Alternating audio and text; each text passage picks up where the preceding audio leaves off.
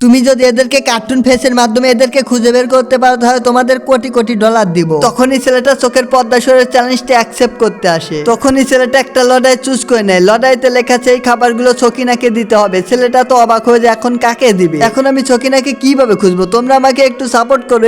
ছেলেটা তখনই ধীরে ধীরে সামনের দিকে এগাচ্ছে আর বলতেছে কি করব। তখনই একটা দেখে মেয়ে শুয়ে আছে, তখনই মেয়েটাকে দিয়ে দেয়। ছেলেটা জিতে যাওয়াতে তাকে আরেকটা চ্যালেঞ্জ দিয়ে দেয়। ছেলেটা তখনই চোখের পর্দা খুলে একটা লড়াই চুজ করে নেয়, কেননা তার জিততেই হবে।